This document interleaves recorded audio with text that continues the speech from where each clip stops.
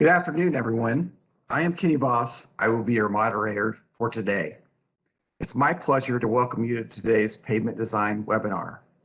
This is the sixth webinar in our Design Webinar Training Series. Our goal with these webinars is to ensure employees receive the technical training necessary to successfully deliver projects into the future. I have a few housekeeping items to go over before we get started. We are scheduled for 2 hours today. This includes time for the presentation and time for questions and answers. We are recording today's webinar and will place the recording in Mo.u for future reference. This webinar will also be added to the course catalog of the Program Delivery Training Program. All lines are muted during the presentation. The question and answer function will be open, so I encourage you to send questions to all panelists in the question and answer chat pod. We will be monitoring these questions during the presentation to determine if we should break into the presentation for clarification. We will break after the presentation and address questions from the question and answer chat. The presenters will also be taking additional verbal questions at that time. For today's webinar, I am pleased to introduce our presenters. Jason Blomberg is a pavement engineer. Jeff Kroner is also a pavement engineer. Jonathan Varner is a field materials engineer, and John Donahue is a construction materials liaison engineer. These four presenters are all from the Central Office Construction Materials Division. At this time, I will hand it over to Jason to start the presentation. Thanks, Kenny. Okay. We've got a wide range of topics to cover today. Some of the topics we're covering is concrete and asphalt materials, new pavement design, the pavement type selection process and the treatment processes, pavement repairs, and a whole host of different miscellaneous topics. Next. So first of all, I want to start out, what is a concrete pavement? And concrete pavements have developed many different terms throughout time. Typically, we call it PCCP, but it's also a rigid pavement, concrete pavement, and you see the acronyms to the left of the screen there, and I'll get into these in a little bit. Next. So first of all, what is concrete made out of? And here shows the ingredients of a concrete pavement material. It's made out of coarse aggregate, fine aggregate or sand, cement, and water. Next. This kind of shows the pie chart of the different ingredients, the amounts. It's composed of mainly aggregates, 40% coarse aggregate and 25% sand. The cement portion binds everything together and is the chemical that makes concrete. Water is needed for the chemical reaction to hydrate the cement. There's air. Air is a very essential component of concrete, and it's needed for the durability. There's all different kinds of concrete admixtures, chemicals added to the concrete mix to achieve certain characteristics. Next. So first of all, I want to cover what is cement. It's often called Portland cement, and it was invented back in 1824. And basically the name Portland just comes from the Isle of Portland, which resembles a limestone in color. So that's kind of how it got its name over almost 200 years ago. So Portland cement is actually just a generic term for cement. Next. How it's made, it is quarried out of an aggregate quarry. Mainly consists of limestone aggregate that has a chemical or mineral calcium oxides. You also got some silica, iron oxides, that's all quarried out of the ground. And it's run into this step number 3 here, a rotary kiln under high heat. That's how Portland cement is made, and it's ground out into a fine powder. and that's gypsum is another additive that's added to help the setting characteristics. Okay. Based on those the mineralogy, there's also all different kinds of supplementary cementitious materials. It can include fly ash, which is a byproduct of coal, ground granulated blast furnace slag, which is a byproduct of steel. And there's all other kinds of byproducts out there that has the calcium oxide or silica that can be used to replace a portion of a Portland cement. Next. Aggregate. I'm not going to spend a whole lot of time on aggregate basics and concrete, but the focus here is you need a very durable aggregate for concrete pavement and a non-reactive as well. Gradation is less of a factor, but field consistency is reflected through field measurements of strength and air content in the field. But concrete does really require a very durable and non-reactive aggregate. Next. Water is very necessary for the chemical reaction, but the saying sometimes less and more is very true to water. Too much water can increase the shrinkage that causes more concrete cracking. It also lowers the concrete strength and decreases its durability. Next. The importance of air, we try to achieve 6% optimum air content for all concrete. And what the air does is allows the concrete to breathe. It allows the expansion and contraction of water to expand when it freezes. Too much air is detrimental, though. It decreases the overall strength of your concrete. But if you got too little air, then you have a decrease in freeze thaw durability and will have performance issues. Next. This is a close-up picture of what this is the early stages of low air in a concrete pavement. You can kind of see the spider cracking going on the pavement, and it will be detrimental. The concrete has no room to expand and will have freeze thaw durability issues soon after constructed. Next. The last ingredient is concrete admixtures, and these are just chemicals to enhance the concrete properties. The most common is air entrainment admixtures. This ensures that we have a good air matrix in the concrete pavement. There's also concrete accelerators and retarders. These chemicals either speed up the curing process of concrete to get strength quicker, or it actually kind of can put it to asleep and retard it so that you have time to transport the concrete where it needs to go and place it. Water reducers are also very common in concrete in the concrete mix. Next. This picture kind of shows a good example of what water reducers will do for you.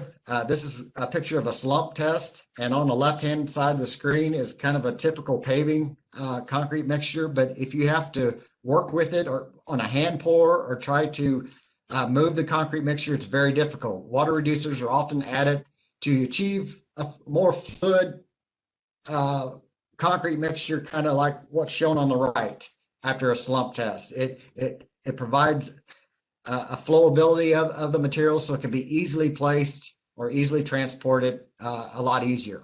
And this is all without increasing the water content and keeping your good concrete characteristics. Next. The left-hand side of the picture here shows a typical batch plant operation. This is where all the ingredients I just discussed gets mixed and transported to the job site using a truck. The right picture is a picture of a concrete paver. And notice that the concrete paver has a relatively large footprint. It's got tracks on both sides of the concrete pavement. So it does take a little bit more room to construct these, and typically you're looking at 3 days before allowing traffic to be able to drive on it because of the curing time necessary for the hydration process for it to gain strength. Sometimes this requires different traffic control plans compared to an asphalt pavement. Next. Getting back to all those concrete pavement acronyms used, PCCP is the kind of generic term for Portland cement concrete pavement. You have the other terms. What we do is jointed plain, JPCP, which is jointed plain concrete pavement. This has no internal reinforcement and has shorter joint spacing compared to the others at 15 feet. In our PCCP, non-reinforced concrete pavement, you may have seen this term, but this is actually older nomenclature, but you can still see it being used from time to time, but it's the same as the jointed plain concrete pavement, JPCP. We have jointed reinforced concrete pavement. This pavement contains a wire mesh reinforcement throughout the entire pavement. It has typically longer joint spacing at 61.5 feet. That was our old design back in prior to 1990. We also have CRCP, which is continuously reinforced concrete pavement. And this actually has steel reinforcement bars that is tied continuously throughout the whole entire pavement. Big bars to withstand the tensile forces. And these are built without any joints. Our state really doesn't use CRCP, mainly because of the increase in cost factor. Okay. What I'm going to talk about on the design side is just about jointed plain concrete pavement. Next. This kind of shows you a picture of the jointed plain concrete pavement's design properties. We have 15-foot transverse joint spacing as you move down the roadway. They're at 15 feet because that's where concrete naturally likes to crack in a lane. So that was developed at that spacing. We have dowel bars, as you notice. This kind of shows the picture of the dowel bars where the pointer is. And these dowel bars are used for load transfer.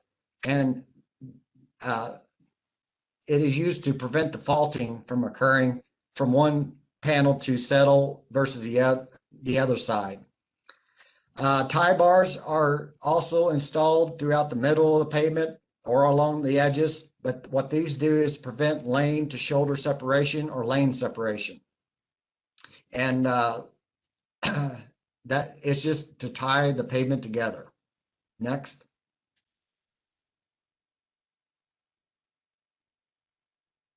Next. Here's some examples of what dowel bars and tie bars do. The left-hand side of the screen shows a good example of faulting. This is what happens when there's no dowel bars to hold. One side will settle and you'll have a bump in the road as you go down the road. On the right-hand side of the screen, this is what happens when you don't include tie bars. And you have a movement underneath, and the one lane will actually kind of walk away because there's nothing to tie the two lanes together, and you're left with a rather large gap in the lane. Next. This picture kind of puts it all together. You've got the concrete paver placing the concrete pavement, and you also got a good illustration of dowel bars that go along the transverse joint. These are held in by dowel baskets. And then you also have got tie bars on the center of the lanes as well as the edges. So that is what goes into a jointed plain concrete pavement. And that's the type MoDOT's been using ever since probably the 1990s. Next. Okay, I'm going to turn it over to Jeff Kroner now. He's going to talk about asphalt pavement.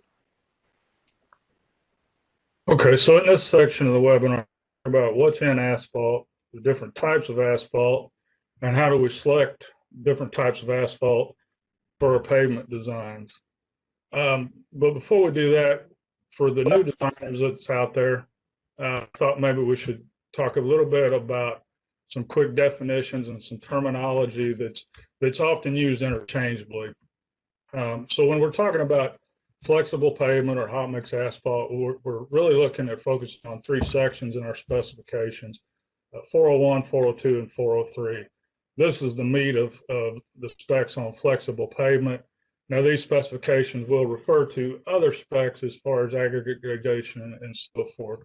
But as I said, for the new designers, some terms that I might ought to go through is bitumen or bituminous. It's just a black viscous mixture of hydrocarbons occurring naturally or obtained from a residue from petroleum distillation. Asphalt cement is basically dark brown or black cementitious material, which is predominantly developed from bitumens. Now, when you see the word cement here, don't think of it as Portland cement. Think of the definition of cement as a binding element, a substance to make objects adhere to each other. And then one of the other terms you'll hear interchangeably is asphalt binder. And it's basically asphalt cement, but it's just graded according to the standard and specifications for performance graded asphalt. And we'll talk about that in a little bit. And then it can either be unmodified or modified asphalt cement. And when you see the word binder, think of something that produces or promotes cohesion in loosely assembled substances. Basically, the binder, the cement, it's the glue that holds it together. And then when you see asphaltic concrete in section 403, this is commonly referred to as super pave or super pave spec, but it's a high quality, thoroughly controlled mixture of asphalt binder and high quality aggregate. So when you see the word concrete, don't think of reinforced Portland cement concrete pavement. Think of the definition here as just a coalition of particles into one solid mass. Okay, so what's in asphalt? Some of the things we'll talk about here, we'll talk about liquid asphalt or asphalt binder. We'll talk about the aggregates, the coarse and fine aggregates. Air is an important aspect of our hot mix asphalt pavements. We'll talk about other additives such as polymers and recycled materials. So jump into this. As I said, liquid asphalt, asphalt cement, and asphalt binders, those terms are often used interchangeably. The liquid asphalt, it's just a natural substance that occurs on the surface of the earth in some locations. And it's also formed from refined crude oil. It has a high viscosity. It's very resistant to flow. It's both adhesive and cohesive. So it bonds to everything and it bonds to itself. And then it's elastic. It can flex and recover under loads. And it's been around forever. The Romans used it as waterproofing. So during the distillation process, the different fractions of crude they boil at different temperatures, and they're separated at different stages in a distillation tower. As the asphalt vapor cools, the lighter fractions are pulled off at the top, your liquid propanes, your gasolines, and so forth. And the asphalt binder, it's produced from the heavy residue that remains in the bottom, and hence the term, if you've heard bottom of the barrel, they're referred to liquid asphalt. So if we talk about it, how is liquid asphalt classified? We refer to it as binder grading. And then what's the purpose? The goal of binder grading is just to correlate lab testing to field performance. And historically, there's been four types of asphalt grading. Penetration grading was the first modern attempt to grade asphalt binder in the 1900s. It was replaced by viscosity grading in the 1960s.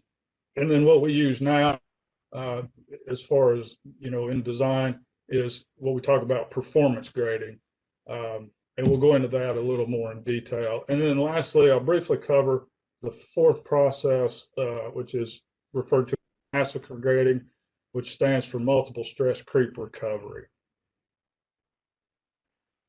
So performance graded binder development was part of the SuperPave research effort of the Strategic Highway Research Program in the late 80s and early 90s. It's based on the idea that hot mix asphalt binder properties should be related to the conditions where it's used. New binder tests and specs were developed to try to more accurately characterize the binder performance. And these tests are designed to address parameters such as rutting, thermal cracking, and fatigue cracking. So performance graded binders are reported using two numbers.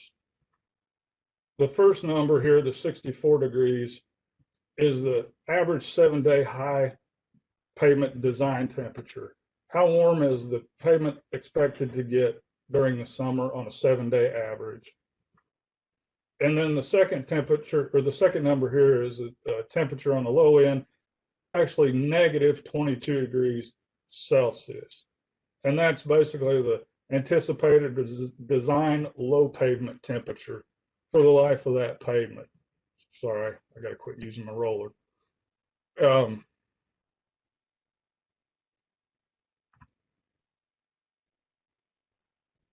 Okay, so the performance graded binder characterized by using 4 laboratory tests. We just go through these kind of quickly here. The rotational viscosity meter on the left is used to evaluate how well the binder will pump at the asphalt plant. Then we have the dynamic shear rheometer test, and we use this with different levels of aging to evaluate the binder properties at higher intermediate temperature. So this is associated with rutting, fatigue cracking as pavement failure modes. And I'll talk a little bit about the aging here in just a minute. And then on the cold side, we look at the bending beam rheometer and the direct tensile test. And there again, we use these with certain levels of aging of the asphalt binder. And these properties at low temperature are associated with temperature cracking, or we call it thermal cracking or cracking. Basically, the pavement, as it gets cold, it's shrinking up and it cracks to relieve stress. So two apparatuses that they use to etch these asphalt samples is the rolling thin film oven on the right of your screen. This is used to simulate short-term aging of asphalt, or the asphalt binder, excuse me, during the construction. So this is simulating the mixing and the transporting and the laydown of asphalt material. And then the pressure aging vessel, or the PAV on the left, is used to simulate long-term aging of the asphalt binder, say after the pavement has been in service for 10 years. So, just to kind of recap, 4 tests evaluate binder samples at different levels of aging using 2 different aging methods. So on the high temperature side, we're measuring how well the binder can be pumped at the asphalt plant. We're using the DSR test to associate or simulate intermediate and high temperatures, which are related to rutting and fatigue cracking. And then the DDT and the BBR test are used at low temperatures to simulate or evaluate low temperature pavement cracking. Okay, so now that we've talked about the liquid asphalt or asphalt binder, we'll go on and talk about aggregates. So aggregates in asphalt make up about 95% of the asphalt by weight and provides most of the strength.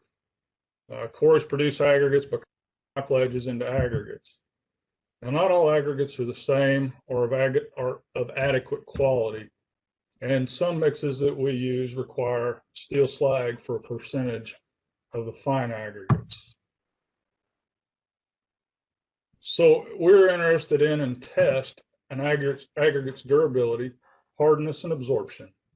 And now some absorption is desired because it promotes the adhesion of the asphalt to the aggregates. But too high of an absorption can lead to aggregate deterioration due to freeze-thaw cycle. And then we also look at the angularity, basically the number of fractured faces. And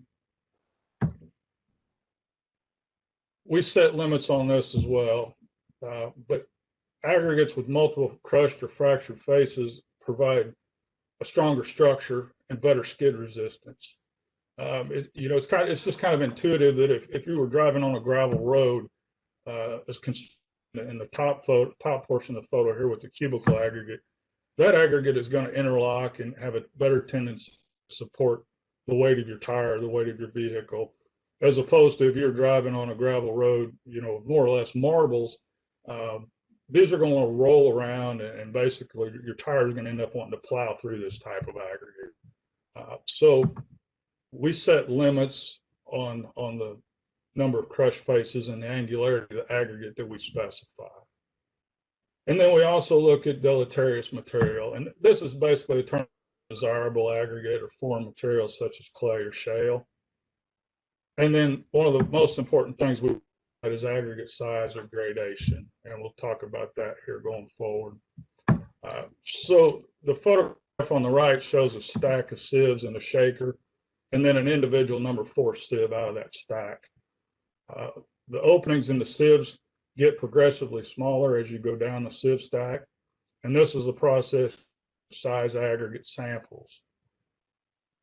In hot mix asphalt, different size aggregates are blended together into graduated sizes, and we use larger aggregates on our base course mixes, and smaller aggregates are typically used for surface courses.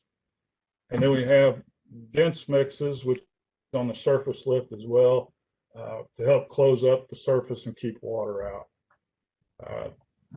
Surface mixtures, we also often require harder or more angular aggregates. That helps with skid resistance.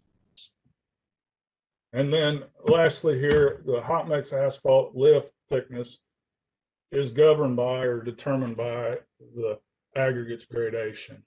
And we'll kind of go through a little bit about that example. So you envision a freshly laid section of hot mix asphalt. As the rollers supply compactive effort across the freshly placed mix, the aggregate particles mix and move to orientate into a tight configuration. So the finer particles are consolidated into areas between the larger particles. Now, historical performance and testing has shown that the lift thickness of HMA needs to be 3 to 5 times the nominal aggregate size to allow for density to be achieved and to reduce aggregate fracture. If a lift is placed too thin compared to the aggregate size, the density requirements would be hard or impossible to achieve.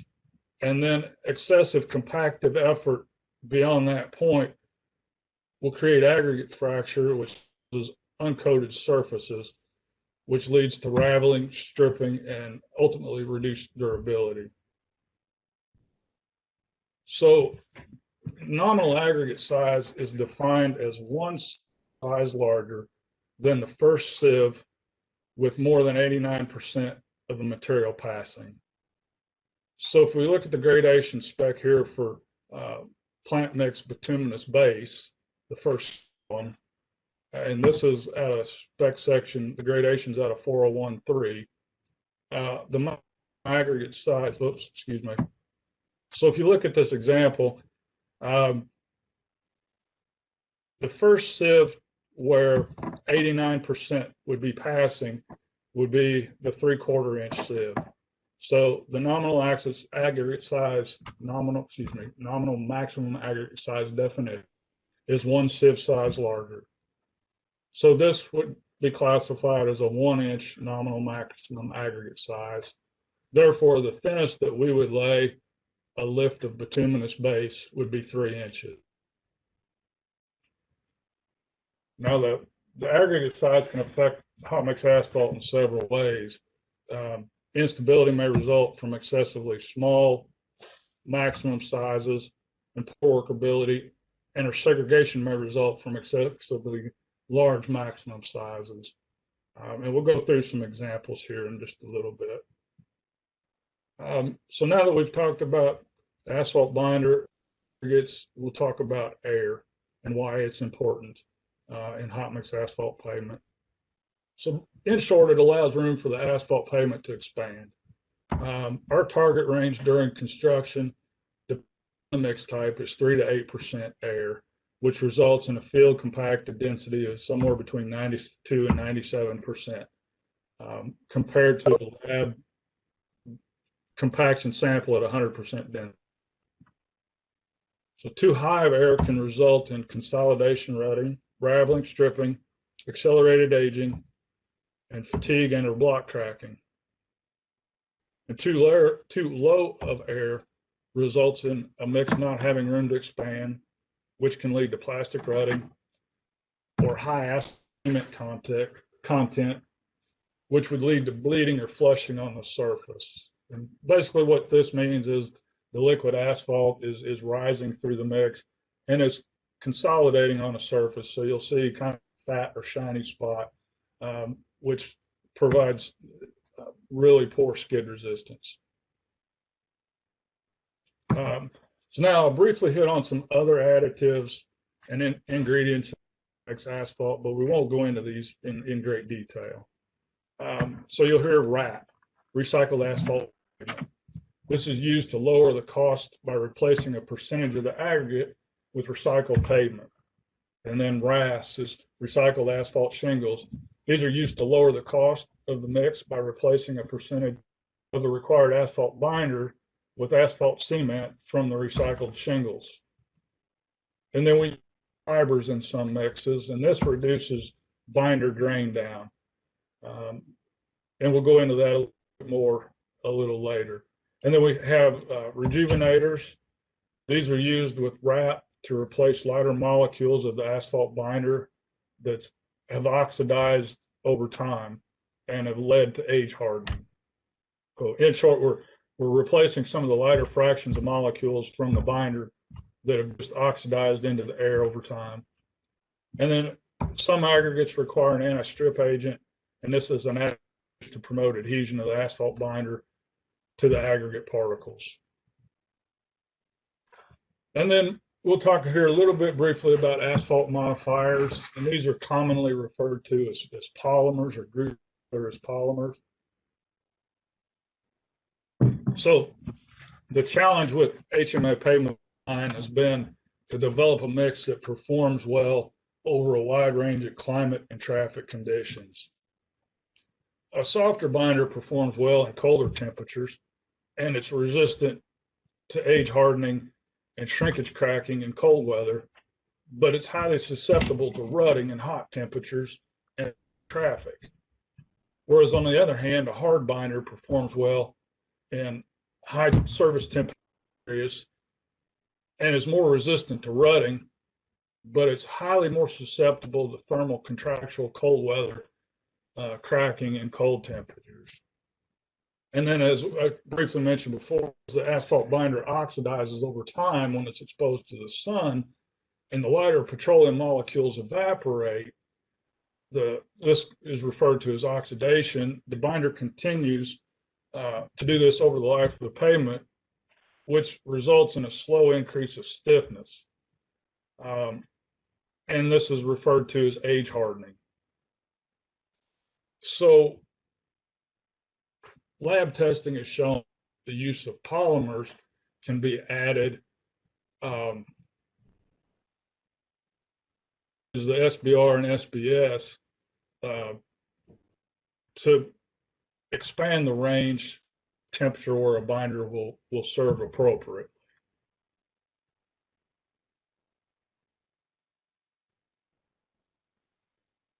So that's kind of the basics of the ingredient, what goes into asphalt.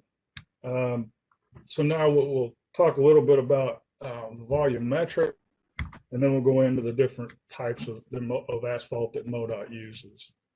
So just using a volume diagram, if you look at a weight volume comparison for asphalt, the aggregates in asphalt make up about 95% of the weight and account for 85% of the volume. Then you have the asphalt binder, which is about 5% of the by weight and somewhere 7 to 10% by volume. Now, out of the asphalt binder, we have absorb binder and we have effective binder. Absorb binder is just that. It is asphalt binder that's absorbed into the pores of the aggregate. Left is our effective binder. And then lastly, we have the 3 to 5% or 3 to 8% air on average. So simply, it's just total weight over total volume to get our density. So now at this point, I'll kind of switch gears and we'll start talking about the different types of that we use here at MoDOT. I've listed out 4 types here, the 4th being commercial mixes.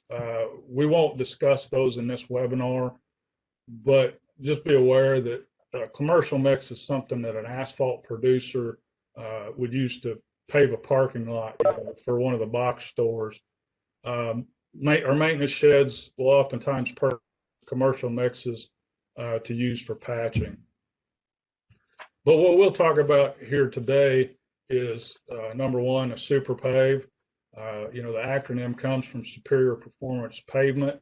It's covered section 403 of our spec book, and it's the highest requirements for binder and aggregate that we use. Then we'll talk about plant mix bituminous pavement and plant mix bituminous base. These have lower requirements than the super pave, and they're covered under section 401. And then we'll talk about our level course, our surface leveling mixes, which are covered under the 402 spec.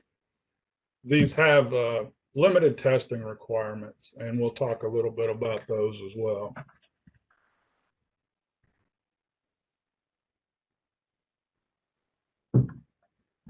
So if you receive a payment recommendation from central office and you see a line in that recommendation that looks something like this, what's all this mean?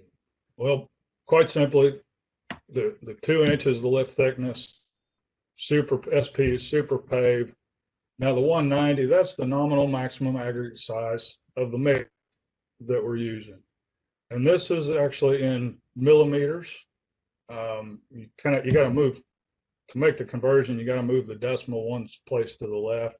So 190 millimeters is equivalent to, 190 is equivalent to 19 millimeters, which, to put that into English units, that's 3/4 of an inch.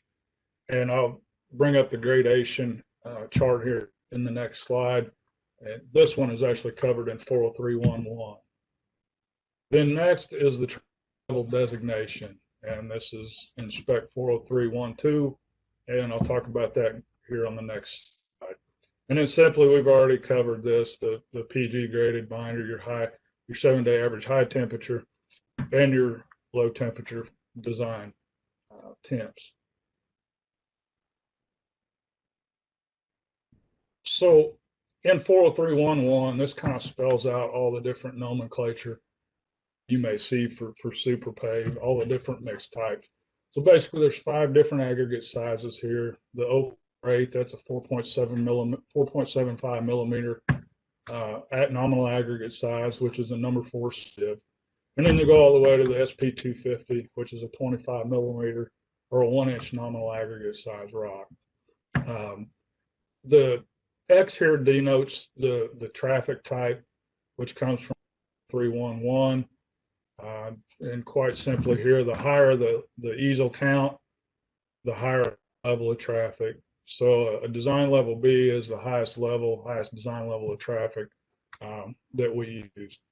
And then you may also see in here, you may see an LP, which stands for limestone porphyry.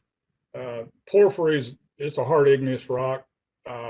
We select it for its hardness and durability in certain mixes. So when you see LP, this means that you're going to have the aggregate's going to be a combination of limestone and porphyry. I think I kind of touched on this, but the traffic designation level is based on easels. That's an acronym for equivalent standard axle load. But in short, the higher the easel count, the higher the design level of pavement. And then kind of the last thing I would point out in the 403.111 spec is SM for stone matrix asphalt, or SMR. And we'll talk about stone matrix asphalt here coming up.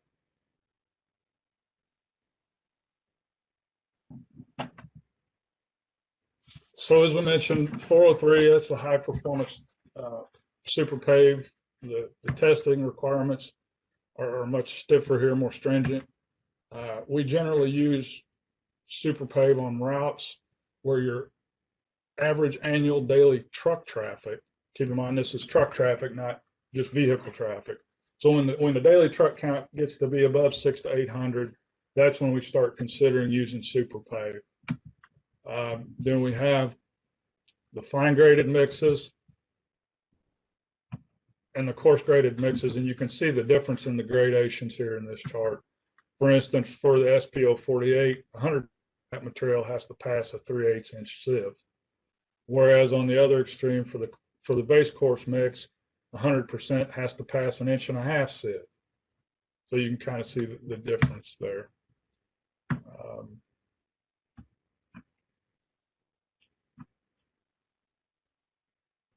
And then I guess to go forward, low traffic level C is our lowest designation of super pave. So when we reach that 600 to 800 truck count, that's when we start considering a C mix. When the truck jumps to above 3,000, somewhere to 3,000 to 6,000, that's when we start considering a B level traffic mix. And these photographs provide a visual reference to different super pave mix types. You can see the 048, 095 are classified as fine aggregate mixes. The 125 is a coarse graded mix. The 190 and the 250, but these are also considered base course mixes. Now, a picture of a stone matrix asphalt core here. But we'll kind of go over that in detail. So stone matrix asphalt is a special of super pave used for our interstates and other locations with very high truck traffic. It's designated in the mix design by the SM for stone matrix. Now we'll point out that this follows the traffic level B. So we still have the same traffic level, but now we're adding an additional requirement of stone matrix asphalt. SMA, or stone matrix, it's a gap graded gradation that's designed to maximize resistance to rutting by utilizing the stone on stone contact of the mix. Because the aggregates are all in contact, the rut relies on aggregate properties rather than just on the asphalt binder properties alone. And since aggregates do not deform as much as the asphalt binder under load, this greatly reduces the rutting. Now, SMA is generally more expensive than a typical dense graded because it requires a percentage more of durable aggregates such as porphyry and steel slag, and it has a higher asphalt content, and it requires modified asphalt binders and oftentimes fibers. So I'll kind of explain what I meant by gap graded or open graded, and we'll compare those to our typical mixes, which are fall into this first category of dense graded. Dense graded mixes are produced with what they refer to as well-graded aggregate. It includes a wide range in aggregate particle size.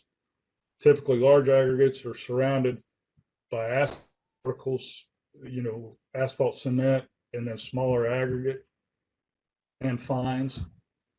Whereas a dense graded mix is relatively impermeable, they can further be classified into either coarse graded or fine graded based on their aggregate size. But gap graded mixes consist of larger and finer particles, but little or no particles in that middle range, or in that gradation band. It creates a gap, hence the name. These mixes are also recognized by the stone-on-stone contact, and they can be more permeable than dense graded mixes. Asphalt SMA is a common example of a gap graded mix. And then we also have open graded mixes that typically contain only a small percentage of aggregate particles in the small range. This results in more air voids because there's not enough small particles to fill all the voids around the large particles. And this gradation is typical of a permeable friction course, generally called an open graded friction course. Asphalt mixes using the open graded aggregates here as well rely on stone contact to help disperse the load. So as you can see, as load wide, the contact points between the aggregate distribute the load. Now I'll move on to the bituminous base and pavement section. This is covered under 401.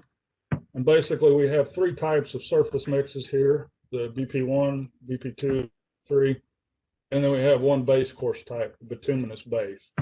And you can see the associated minimum lift thicknesses with each one of these mixes. So these have considerably lower requirements than the super pave, and we generally use them on minor routes where your daily truck count is less than 600 to 800. Now you can see here again that the BP3, by looking at the gradation, the BP3 requires 100 to pass a 3/8 sieve, or a BP1, for instance, requires 100% to pass a 3/4 sieve. So these mixes each get progressively finer as you go from left to right. And then lastly, what we'll talk about here is the surface leveling mix. This is 402.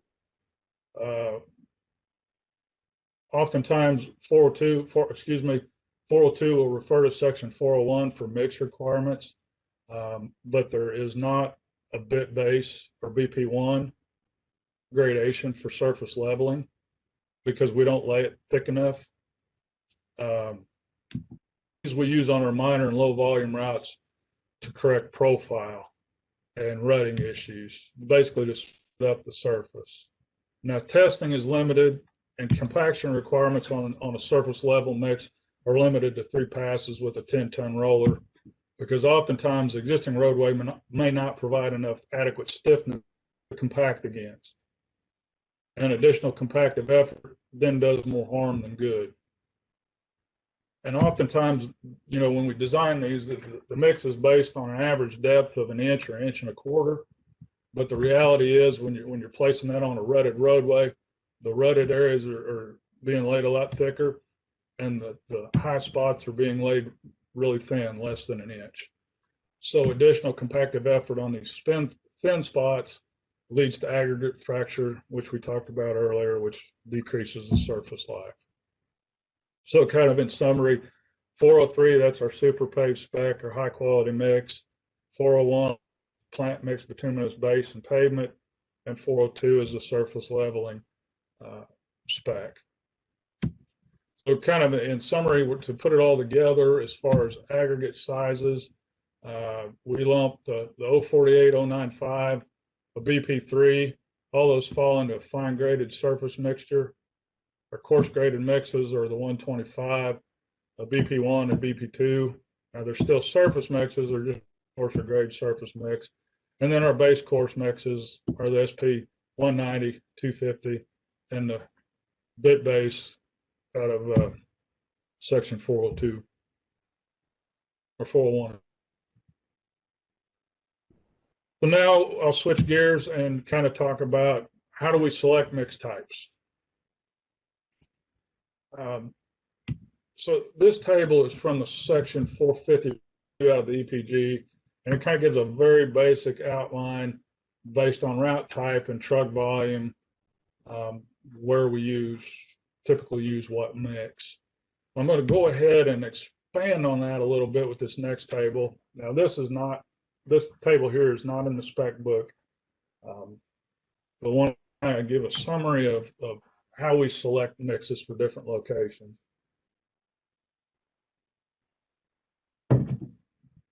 So if you take an interstate corridor designation,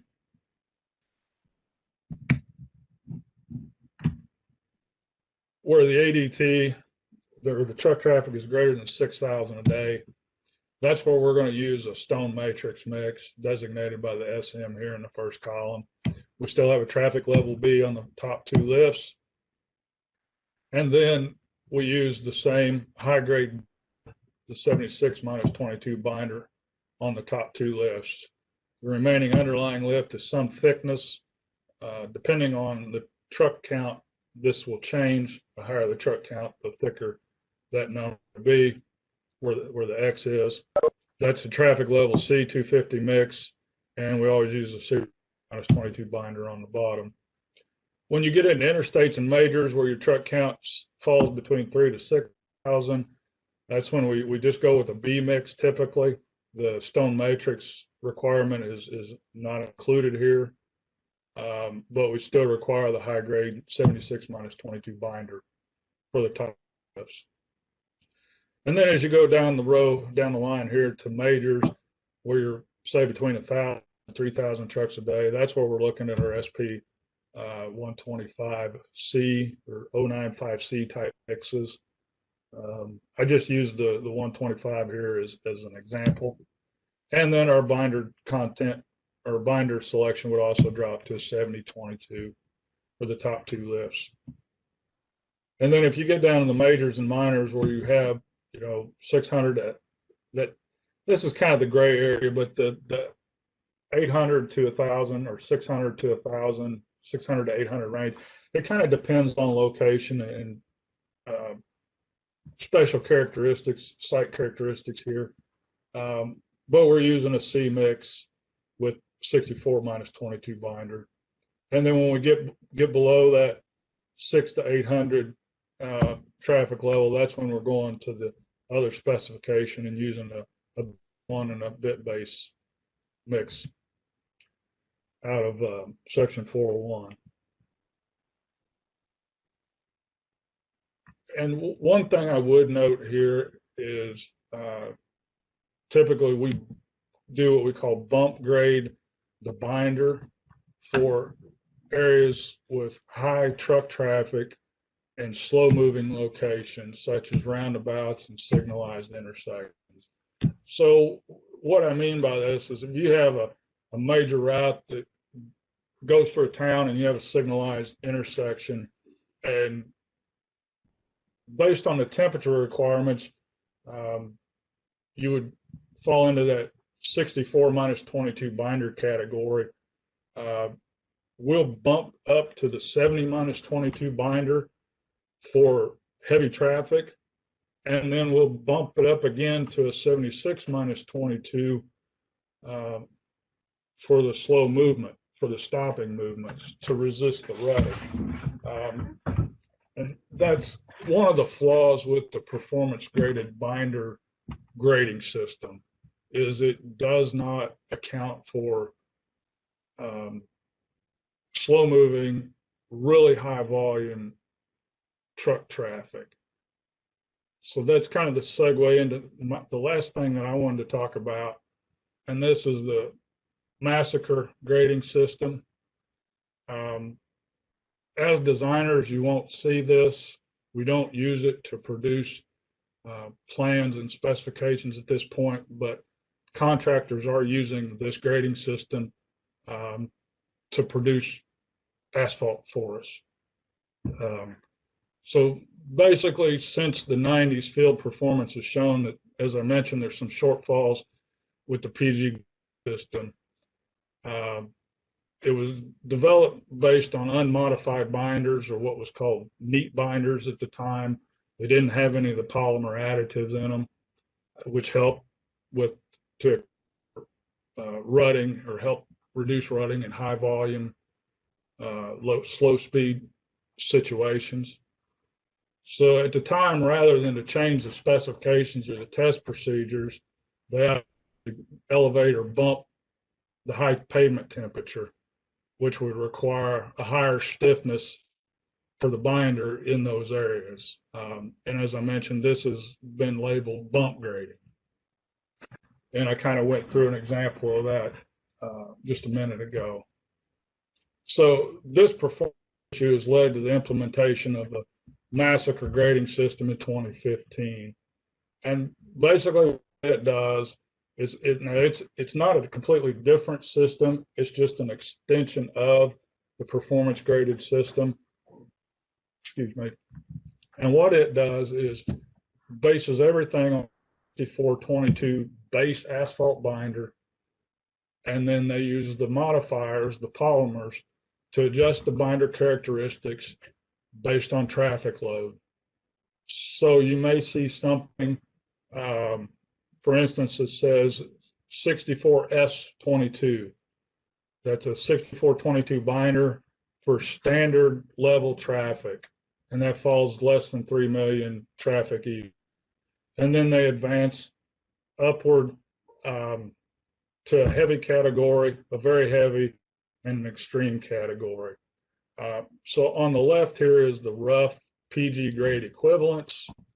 But for the purpose of this webinar, I just wanted to let everyone know that the massacre system is out there, even though you don't see it on the design side of things. It, as I mentioned, is an extension or a continuation of the PG system to help address high traffic, slow speed areas. And then kind of in close, our ultimate goal with asphalt pavement design is to design a pavement that's a happy medium between the rutting you see here and the age-hardened thermal cracking that you see in these videos. So we're just trying to find that happy balance in between.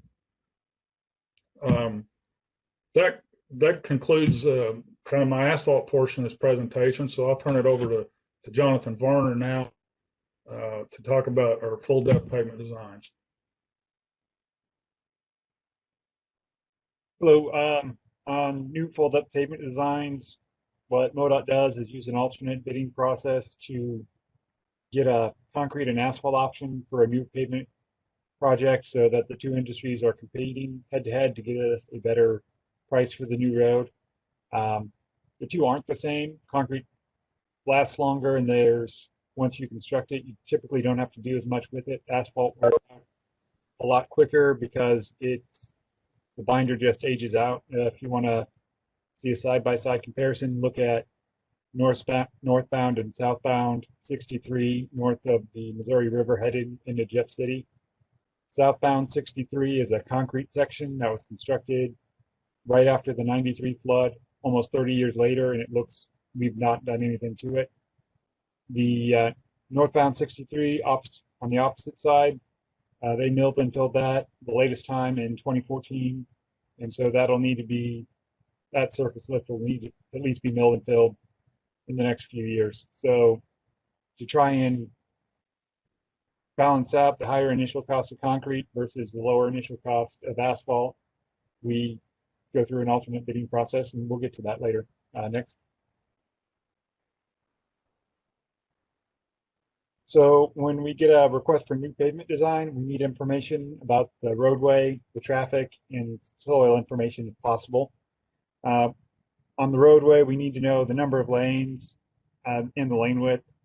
The traffic is what's going to drive the thickness selection. We're going to need to know the speed, the amount of trucks, and the growth rate, because over the life of the pavement, if you've got the number of trucks is increasing 1% versus 5%, that's going to really play a large role in determining the amount of traffic loading on your pavement over its service life.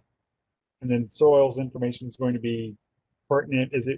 There are underlying issues which will require mitigation. Next. So some of the things that are nice to have are the typical pavement sections, particularly if we're doing a rehab job. If we've got those, we can see what the roadway is, what they've done, and that gets us a better handle for what are the options on rehabbing. The truck distribution is also good to have because you'll get a different traffic loading on your pavement depending on the type of trucks you have.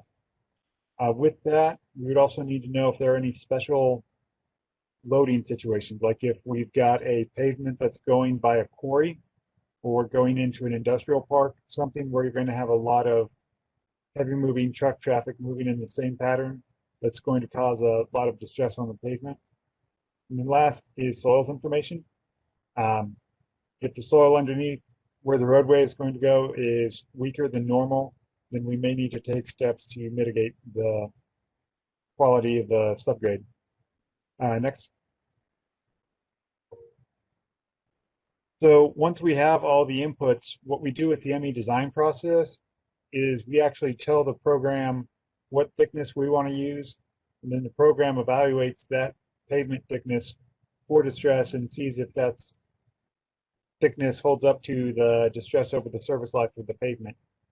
And so really the program tells us if our design is good or not. And so we'll do this iteratively until we get the thinnest pavement section that will meet the distress criteria that we're looking at. Next.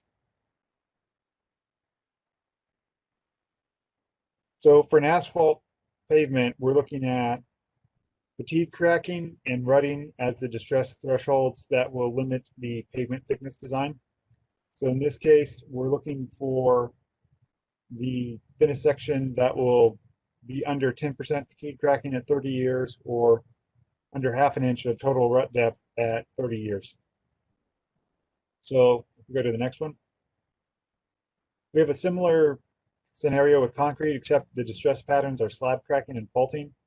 And we look at the design thresholds at 25 years, looking for 2% slab cracking or 0.15 inches of faulting.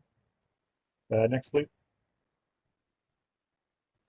And so what we'll get is typically 8 to 14 inches of asphalt and 8 to 12 inches of concrete, depending on the road and the amount of traffic. So it also depends on the base that we use. So we're going to run through some examples just to give you some numbers on what you might see. We're going to start out with an interstate pavement with over 7,000 trucks per day. And starting with kind of the lowest quality base option, we'd have 4 inches of permeable treated base over 4 inches of aggregate base. And with that base structure, we would get either 10½ inches of concrete or 14 inches of asphalt. Next. If we swap out the base and go with 12 inches of rock base instead, that leaves the same concrete thickness, but the asphalt thickness goes down to 13 inches under that same traffic loading. Next. And if we increase the rock base to 18 inches, concrete option goes down to 10 inches and the asphalt option goes down to 12 inches.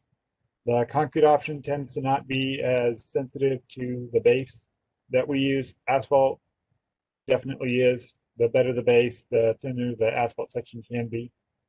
And so typically we'll give options for the contractors so that they can run the numbers on their end and see if it's more economical on their end to give us more asphalt and less rock base, or if it's cheaper for them to give us 18 inches of rock base and less asphalt. Next. If we go down to a major highway with over about 5,000 trucks per day, with 6 inches of ag base, that's going to give us 9½ inches of concrete versus 13 inches of asphalt. So the concrete's going to be less, and the asphalt thickness is about the same as the previous example, but here the asphalt type is not going to be as high of a quality as that we would use on the interstate. So that's why the thickness is not reduced relative to the interstate example. We go to the next one. With reduced traffic, this would be a turn lane project on Route 160. Same base type, but with only 1,300 trucks per day. We're looking at 9 inches of concrete and 11 inches of asphalt. So the thickness is reduced based on the truck traffic. If we go to the next option, for example, this is a bridge approach on a minor route with under 600 trucks per day. And with that same 6 inches of aggregate base, we're looking at 8 inches of concrete versus 10½ inches of HMA.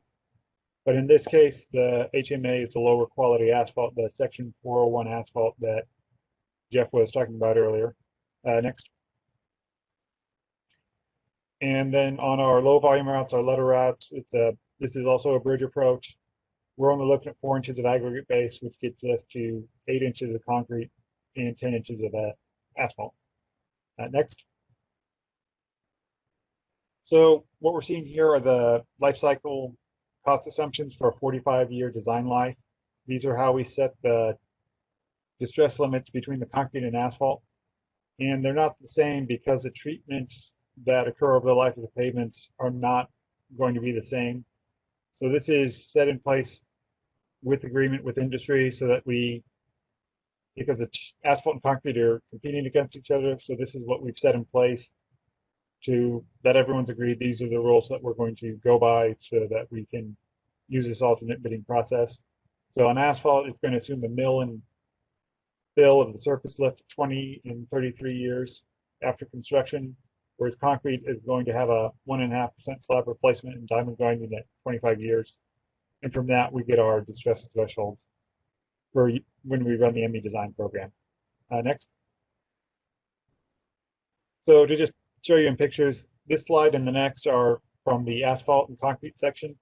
They were constructed at the same time, and these pictures were taken at the same time after construction. So with the asphalt section, that theoretically has a lower initial cost because it's asphalt, but rehabilitation is needed earlier. As you can see here, we've already starting to see cracking in the main line, and this road is at the point where maintenance is having issues where they go out or needing to go out and fill potholes. Next. For the concrete section, same time after construction looks about the same as when they constructed it. So the performance we're getting is not the same. We use this life cycle cost analysis to make the two pavement options equivalent so that the two industries can compete. Next. And so again, this restates previous years. We're going to assume that we do the mill and fill with asphalt versus a diamond grind from concrete at the various years in the surface life. Next. We also have an optional pavements, but this is for smaller size projects where the life cycle cost analysis is based on the paved area, and the details for this are given in EPG 242. Next. Again, that's the EPG link for where the life cycle cost analysis is applied and the definition between optional and alternate pavement designs. Typically, they want to do only no more than 3 LCCA factors, and the EPG will give you several examples for how that's done, what counts, what doesn't count, like the A3 shoulders don't count in the life cycle cost analysis. A2 count in the life cycle analysis, but they then don't get counted in how much pavement area you have. So it's more of the details are given in EPG 242. Next. And so when you calculate a life cycle cost analysis, a number of things are going to be needed for that based on the type of asphalt you got, the area involved. And then there's going to be typical sections need to be put in there. There are different pay items because it's alternate bidding. There are going to be concrete items and asphalt items, and there are going to be additional items necessary based on which items that you're using. Like the concrete option will also require a bid item for putting in the rumbles, for example. Next. And the end of that is process is we're going to give you an equivalent asphalt and concrete design that allows the two industries to compete. There are exceptions to where we say it has to be one pavement type, but that there has to be special circumstances for that. Like if you're talking about a partial lane widening where the lane would be half concrete and half asphalt. And so that is confusing to drivers. So that would be a reason to go to an asphalt only option. There can be a case to go to a concrete only option if you need a thinner section to eliminate utility relocates. We had this example come up on Route 65 in the Southwest District. And there are cases where, like in intersections and such, where the asphalt just keeps rutting year in and year out. And at that point, the district makes the decision to put in a concrete pavement to prevent the rutting. There's an interchange at Route 24 in Moberly where they put in a thin lift concrete overlay at an intersection because of this issue. So we can say it's going to be concrete or asphalt, but typically we don't do that without special circumstances. Next. So we also need a pavement selection type for pavement rehabilitation. The information's going to be the same, but the pavement design history of the roadway is going to be critical. We would need that if we're talking, if the section's full depth asphalt versus a composite pavement, or if there's a different pavement under the roadway. Particularly in the urban areas, you could have concrete under the middle lanes, but then the outside lanes are full depth asphalt. And so you need the pavement design history for that. Next. We also may need to take pavement cores depending on what type of treatment we're looking at, how far we're out, and just to see how stable the roadway is. Jason will get into this later, but the pavement cores are going to be essential for determining if there are underlying bonding issues between the lifts of asphalt, or if the asphalt's stripped out, or just what's going on with the pavement. Next. That should conclude the new pavement section part of the presentation, and I'll turn it back to Jason Blomberg for going over the pavement rehabilitation. Okay, thank you, Jonathan. What I'd like to discuss is how we go about selecting the correct treatments. And it all has to do with what's out there on the roadway. Does your roadway look like this, where it's a brand new asphalt or concrete pavement that we're trying to take care of? Or does it look like this, where it's in very poor condition and needs to be constructed? We get involved in all the wide range variety of conditions when we're trying to scope a treatment for a pavement. Next. The first step that we do in the pavement type selection process is we have to evaluate the current condition, and we do rely heavily on the Transportation Management System, TMS, data for this. TMS has, the ARAN van video footage of all the routes in the state, and we do use this to identify the pavement distress type that's going on. Also, it's very helpful to have the previous job information available of what the age of that existing surface is out there. The performance indicators that ARAN provides, smoothness, is measured in IRI, inches per mile. IRI stands for International Roughness Index. That's a performance indicator of how smooth your pavement is. Also, we have a condition rating. Basically, that's kind of subjective, but it's on a scale of 1 to 10. 1 being very poor condition that needs to be reconstructed, to brand new pavement that's at a scale of 10. So those are the performance indicators that we also collect when we're evaluating the current condition. Also, we keep an eye on the traffic volumes. It's very important in our overall selection process. Pavement coring is necessary to determine the overall structural integrity, what's going on underneath the surface. So next. The second step that we use is establish our goals. How long do we want this pavement treatment to last? And that goal is already established in practical design and what we've been doing since the Smooth Roads Initiative.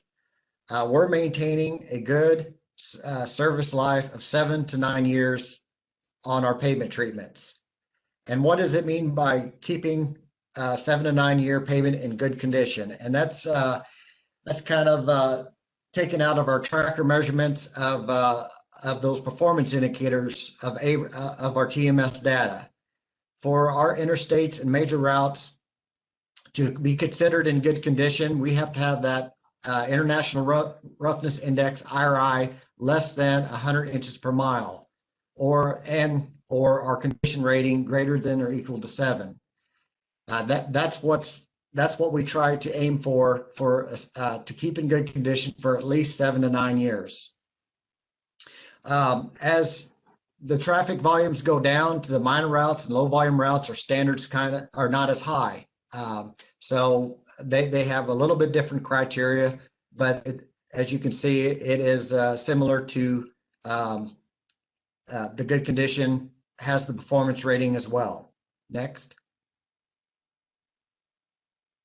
So when we evaluate the surface condition, it's very important to identify the distress types, what's going on causing those distresses. We need to measure the quantity of those distresses and what's the severity of those distresses. Next. And in pavement coring, we will get a drill rig coordinated to go out there and take some cores of the pavement to see what's going underneath the surface. Next. And what we look at is how stable the underlying layers are. Are they in stable condition like the core to the left here, or are they very unstable as shown to the right? And we got everything in between. Next.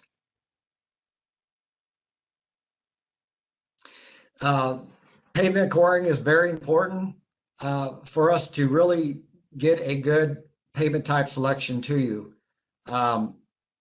Thickness is very important on the roadway to find out what's the overall thickness. Is it thick enough to carry the traffic loading?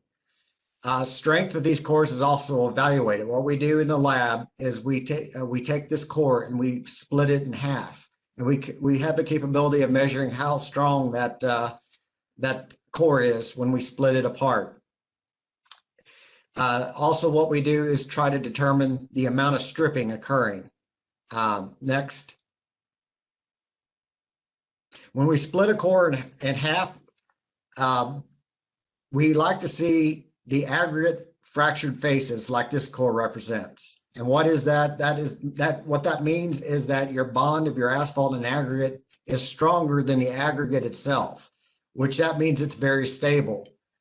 When your aggregate breaks and fractures like this, as you can see in this core, you have a very stable material, and usually it's very strong to split apart.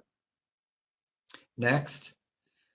So whenever it's not stable, we can split these cores all out in half very easily, like the picture on the right shows. And also you can kind of see that there is no fractured faces. That means that the asphalt is pulling away from the aggregate, so that bond is weaker than the aggregate itself, so you're leaving no fractured faces visible. Also, it's so weak that if you kind of pick around on the surface there, the asphalt will just fall apart and crumble, basically, meaning it's very weak material. So that is what we do to the pavement cores to just determine what's the overall structural integrity out there underneath the roadway. And that's very important, and try to estimate what we're going to do to the pavement and how we're going to treat the pavement in order to meet our performance goals. Next. Coring will also be able to tell us if we're able to cold mill or not. And what cold milling is taking off a portion of the asphalt surface, and in order to provide some benefits to us, and I'll get into that a little bit later, but also just the overall thickness needed and what best material to use. Do we do asphalt? Do we do concrete? There's a whole gamut of different selections that we can get into. Pavement coring, well, ideally, we really want to like to core before setting a budget. That way, there's no surprises. I know that's very difficult to do, but and sometimes that requires coring early on in the process, but it can't be too early. Cores, we like to have cores within 2 years of construction, because if you get cores earlier than that, then the road deteriorates beyond what the cores even represent in the first place. But if you core too late, then you sometimes we don't have the budget set for what the pavement really needs. Also, it takes quite a long time to complete a core analysis. It takes a lot of scheduling with our core drill operations, and also traffic control and the weather, and the time to analyze everything. So you're looking at around 6 months to complete a coring process. Next. The different pavement types out there, we have full depth asphalt pavements, we have full depth concrete pavements, and in the middle, we have everything in between. We have underlying concrete pavement that has been overlaid with asphalt layers throughout time. Next. I'm going to talk right now about asphalt pavement distresses. And it's a good manual. The Pazer asphalt road manual is a good reference to determine what distress categories your distresses fall in. There's 4 basic categories. There's surface defects, surface deformation, cracking, and patch and pothole deterioration. And I'll talk about these in the next several slides. Next. One surface defect is a surface raveling. And this kind of shows you a picture of surface raveling, and it's just the loss of material at the surface that it starts shelling away. Okay.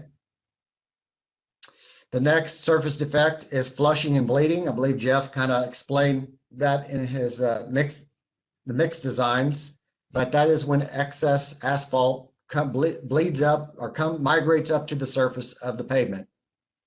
Next. Then you have aggregate polishing, and that's when the aggregate actually wears down due to the softness of the aggregates, and it kind of leads to surface polishing and affects the skid resistance. One thing about all these surface defects, though, they're fairly inexpensive, relatively inexpensive to correct, and can be corrected with another surface treatment. Next. Surface deformation is the second category of pavement distress, and here's a couple of pictures to the right here, and you might have seen this yourself at basically a lot of intersections have this issue where there's rutting and shoving of the asphalt layers, and they move under the traffic loads. Next. The only way that we can correct this is we have to remove and replace whatever layer that is unstable. And this could be at the surface, or it could be all the way down to the subgrade. We don't know until we get cores to identify what's causing the problem. Next. The next category is cracking overview of asphalt pavements, and this is another class by itself. There are so many different types of cracks of asphalt and causes of asphalt pavement. I'm only going to focus on 3. We have edge line cracking. That's a failure at the edge lines from lack of support. That's photographed here on the left. We have fatigue or alligator cracking, and that is when that's a telltale sign that there's just simply a lack of structure, lack of thickness out there, and that's photographed here on the right. It looks like a tightly spaced group of blocks, kind of like alligator skin. That's called fatigue cracking. And and you've got pumping, and that's kind of both pictures kind of have that illustrated here as pumping, where you've got debris on the surface that migrates up to the surface. So what's important about these failures is that they require full depth replacement or additional structure is needed. And that kind of is an indicator that you're going to have to invest more money than your typical pavement treatment. Next. Patch and pothole deterioration is the last category that I'll talk about. And that's pretty self-explanatory. What's the main thing is to be able to treat these in time before they become severely deteriorated. Next. Now I'm going to move on to the concrete pavement distresses. On this slide shows all the concrete pavement distresses for a concrete pavement. And again, it's another class by itself. So I'm going to focus on these 5: corner breaks, decracking, pumping, blowups, and multiple crack shattered slab failures. And next, the reason why is because these require full depth pavement repairs. Okay. This shows a picture of a corner break, and as the name describes, it's just that when the corner of the slab cracks and loses support. And in these situations, this does require a full depth pavement repair. Next. Then when you see cracks in the middle of the slabs, multiple cracks, that's what we refer to as a shattered slab. It also requires full depth repair. Next. Pumping, anytime you see debris on the roadway migrating up through, it's an indicator that there's going to be issues and you're going to probably need full depth repairs at that location. Next. A blow up is probably something you won't need to worry about because this happens whenever, usually during the hot summer days, the concrete will expand, and because of incompressibles in the joints, it has nowhere to go except up, and it blows up to relieve that internal stresses. And usually this has to be handled through emergency maintenance repairs. Next. The last one I want to talk about is durability or decracking. And this is a aggregate reactivity issue. This is where you use a reactive aggregate. It's combined with something that has caused a gel to perform, and it actually expands. The aggregate itself expands, and the concrete pavement. That's ASR reactivity, but also it cannot stand the freeze-thaw resistance. So, so you have the durability decracking issues. Next. I'm going to go into all the different pavement repair types.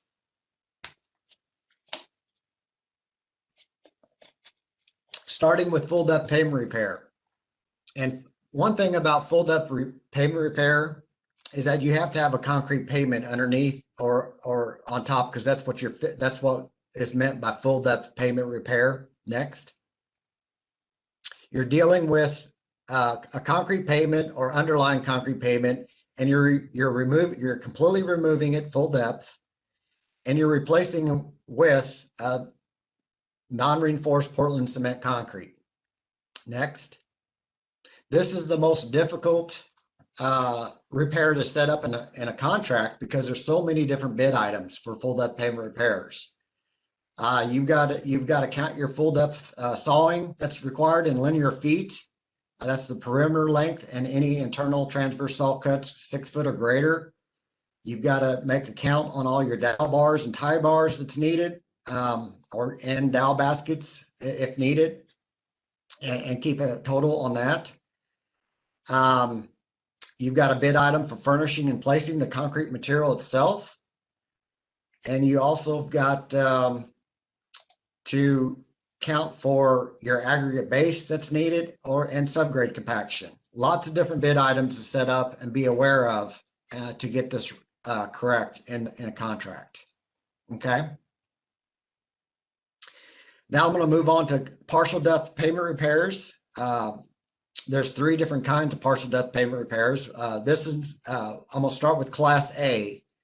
And what Class A partial repairs are is they're used on concrete pavements with minor deterioration up to about a half of the concrete pavement thickness. Class A repairs do not get overlaid. Once you repair them, that is your final driving surface. And it also uses cementitious materials only, or any specialty products that are gray in color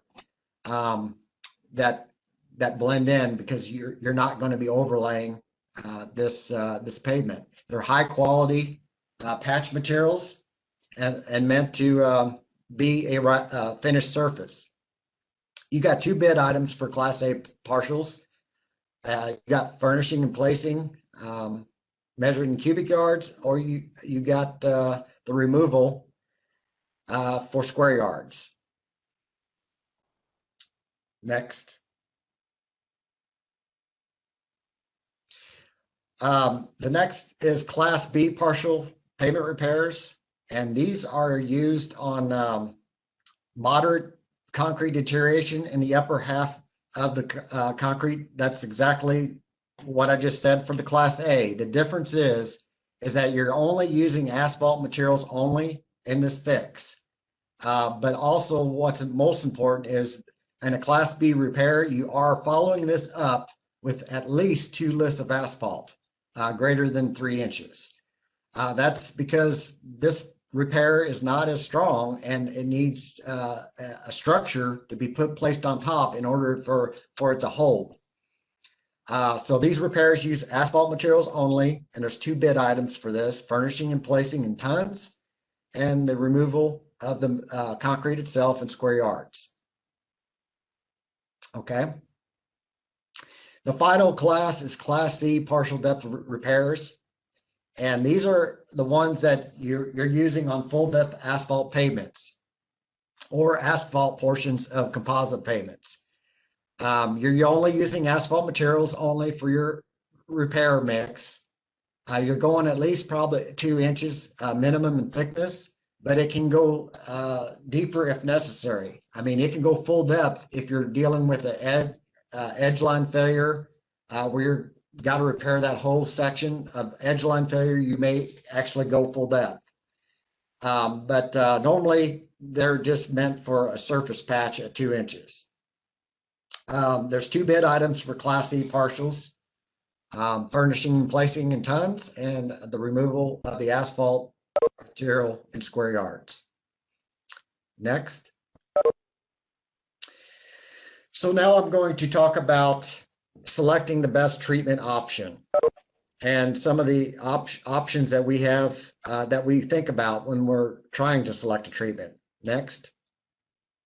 And the best way to kind of explain this is kind of show a performance curve of your pavement. And you've got your condition index, that scale of 1 to 10, 1 being very poor to 10 being brand new.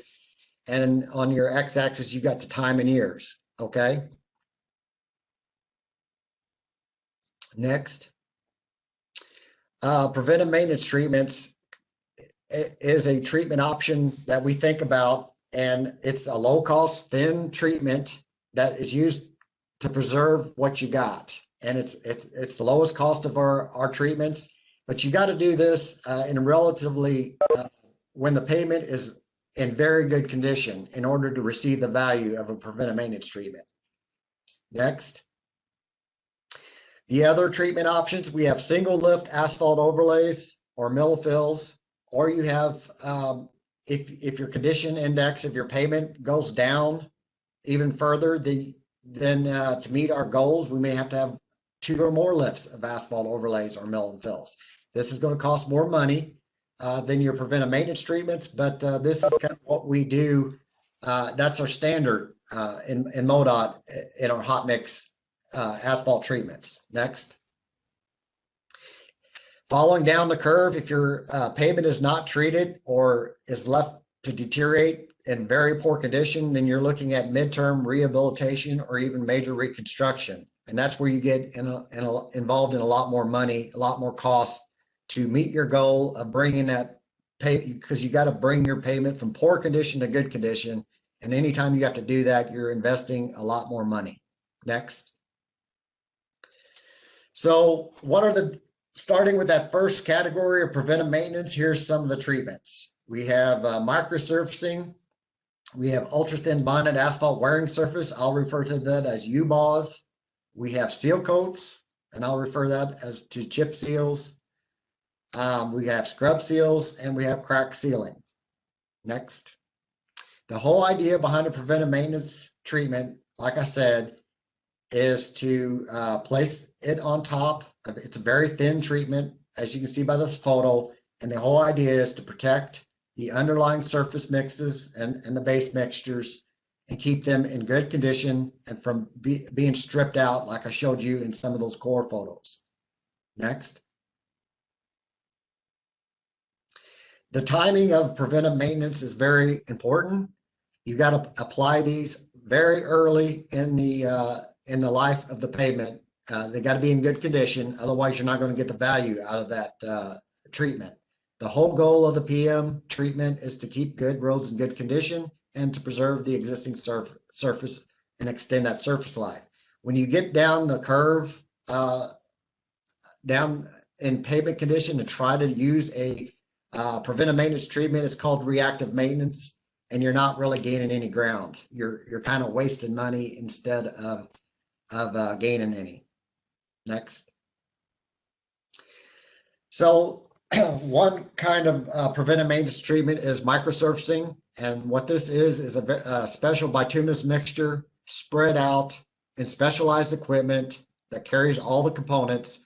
And it's a very fluid, thin mixture. And a good description is it's squeegeed onto the roadway in a very thin pass.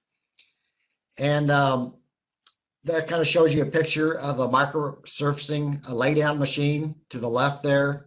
And you can see the results to the right. It's a very beautiful product at the end of the construction process, but it does not last as long as hot mix asphalt. And if you do it on a roadway that is already in moderate or to poor condition, then you're not going to get the value out of the product. Next. There's different types and grades of microsurfacing. There's basically two types of type 2 and a type 3. And all that means is the size of rock you use. Type 2 has a finer aggregate gradation, while the type 3 has a larger aggregate gradation. You also have multiple pass combinations of these two.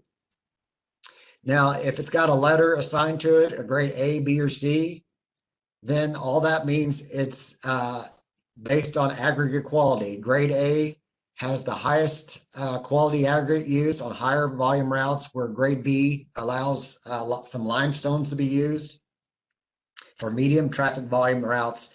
Then you have your grade C, which is for your low traffic volume routes. Next. U-Boss. This is a very thin hot mix asphalt, open graded. Jeff did a very good job of explaining open graded asphalt mixtures. And this is an open graded hot mix asphalt that's placed with a special paver called the spray paver. Next. And if you blow up a close up of what's there in that circle, and that's to the left hand of the screen there, you'll notice this, what we call a polymer modified emulsion membrane. That is shot down on the pavement just prior to the placement of the U-Boss. And what that polymer membrane does, it guarantees you have superior bond to the pavement below, and also it is in paramount that that's used in U-Boss because it's an open graded mixture to be able to bond everything together and hold the particles in place, because some of that membrane does get wicked up into the U-Boss mix itself. Next.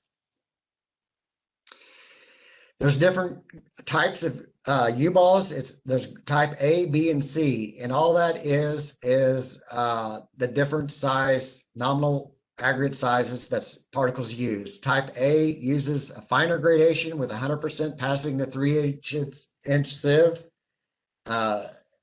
Type C has coarser gradation, is the coarsest one with 100% passing the 3/4" sieve.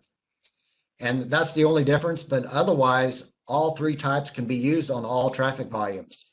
The main difference is we usually specify type C because that has the most impact on wet weather spray reduction capabilities.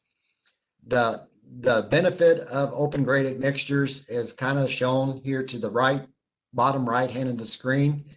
On a wet day, you have with an open graded mix, your visibility is increased because the water has a place to go.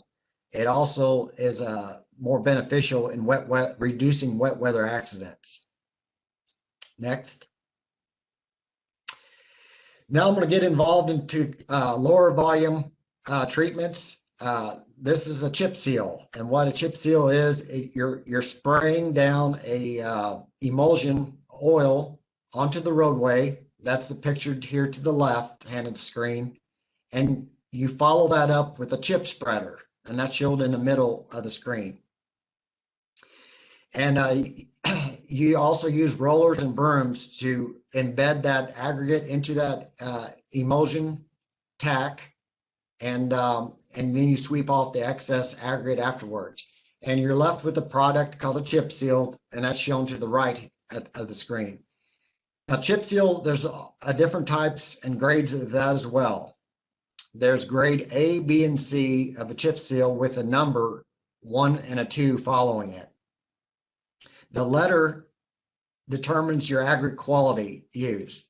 Grade A uses the highest quality aggregate, while grade C has the lowest quality aggregate. Now, the number determines the size of aggregate you use. There are limitations on traffic volumes of chip seals. Next. So here, this kind of shows you the different grades, but you're really limited to, that's in the EPG, but you're limited to 14,000 to 17,000 cars a day. If you get beyond that, you really don't want to use a chip seal anymore. Otherwise, you'll have a lot of customer complaints. But A1, again, has a 3/8 inch top size aggregate chip, while the A2 has a 1/4 inch top size aggregate chip. And again, grade A uses the, porphyry aggregate or granite as a superior aggregate quality. Grade B, you're allowing some of the limestones to be used, but your traffic it's used on lower traffic volume routes. I think we cap it up about 3,500 vehicles a day.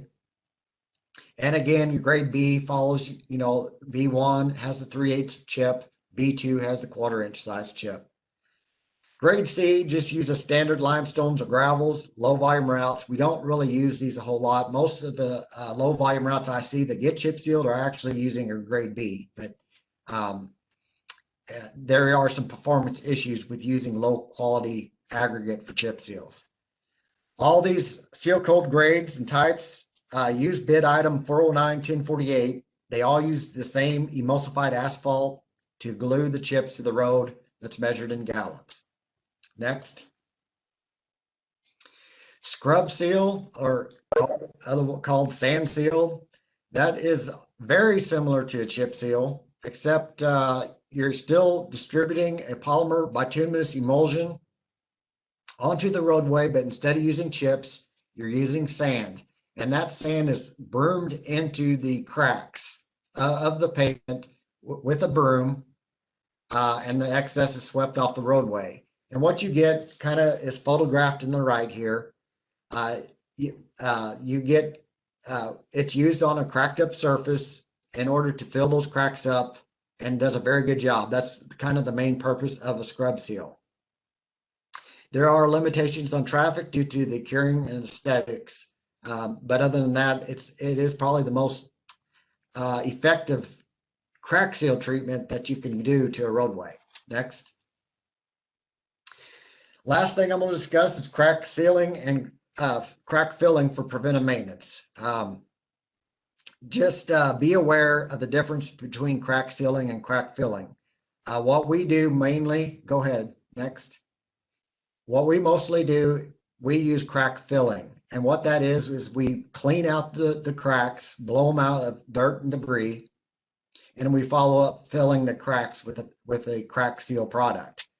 But just be aware that there's different bid items and different construction items that go along with this. You have crack sealing of bituminous pavement. You got crack sealing of concrete pavement. You got crack filling of bituminous pavement. You got crack filling of Portland cement concrete pavement. So just be aware of what pavement you're trying to do and follow the appropriate procedures. But most of the time, what we want is the crack filling, because that is a lot less labor intensive than crack sealing operation. Crack sealing, you have to do a lot of additional steps of routering it out and getting vertical edges, and it ends up being a very time consuming and costly feature, but that's why we don't use it a whole lot. Next. Maintenance treatments overall do have some issues, and I alluded to this with chip seals, you've got some windshield claims going on. That's why we have to limit the use of chip seals on higher volume routes. Even if they are not legit, they will still claim that yes, their windshield got broken because of a chip during construction. U-Balls has its own internal issues. Maintenance has kind of complained of more difficulty to remove snow because of the open graded nature of the mix itself. But just keep in mind that it does have its advantages during the wet weather during summer days as well, though. Also, any kind of preventive maintenance treatment is going to be more susceptible to snowplow damage. That's just the nature of them because you're trying to preserve the underlying layer.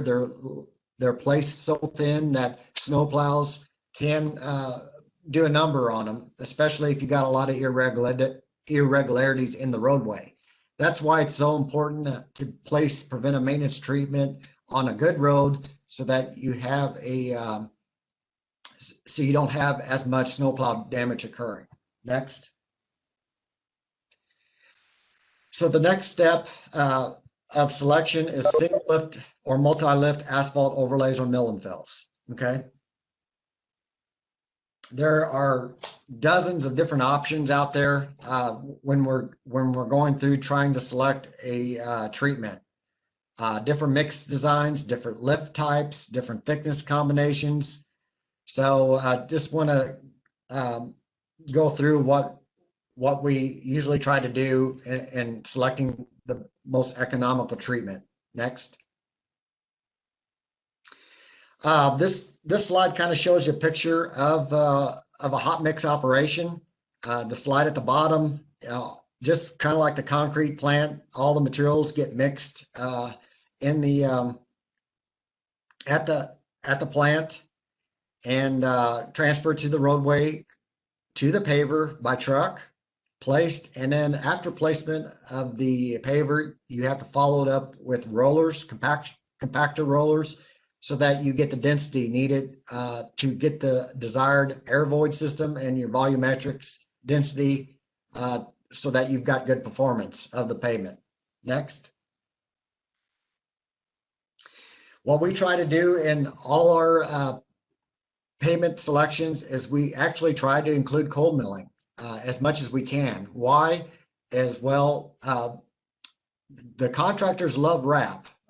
They like to incorporate the recycled asphalt pavement back into the new mix, and that significantly lowers their cost on producing an asphalt material. And we like it because we can place more lane miles of roadways. We also like it because cold milling will remove the existing cracking, surface irregularities, rumble stripes, and just provide a smooth overall paving platform so that we can pave on. You all like it. Designers like cold milling, mostly because you don't have to fool with guardrail height or ADA. You don't have to worry about overpass clearances. You don't have to worry about drainage inlets. All that is kind of goes away if you're going to mill and fill using a cold milling machine. So next. So there's two things that have to play out here in order to select cold milling as your option. Number one, you have to have your underlying lifts must be in stable condition. And number two, you got to have enough total pavement structure out there in order to carry the traffic loading. So both must happen or occur before we select cold milling as an option. Next. Now I'm going to go through different scenarios with you on how we scope a project. This scenario is on I-70 in St. Louis County, so it's a major interstate. It was scoped in 2015 and it was constructed in 2018. And this kind of shows you a snapshot of what TMS data that we have. It shows us the IRI, that smoothness value set at 100. That's our goal is 100. And you can already see at scoped in 2015, it was already kind of lower, fairly smooth already. If you follow the column down, here's some of the results we have from TMS. We have the surface date of the last treatment. We know the surface type is super pave. We know it's already in good condition from the condition index and the IRI. And also we know the traffic level. That's all in the TMS database. Next. So we go out and take some cores to see what's going on underneath. And yes, it's very, you can see the coarse aggregate fractured faces. It's very stable material.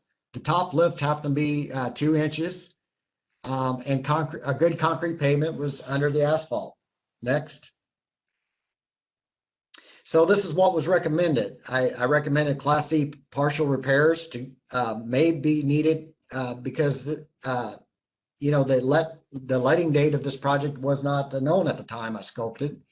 So further deterioration could happen after 3 years. So I was wanting just to, if any asphalt repairs needed, we resolve those with Class C repairs. Then we did a cold milling and replacing fill of 2 inches with the SB 125 BSM SMA mix with 7622 oil.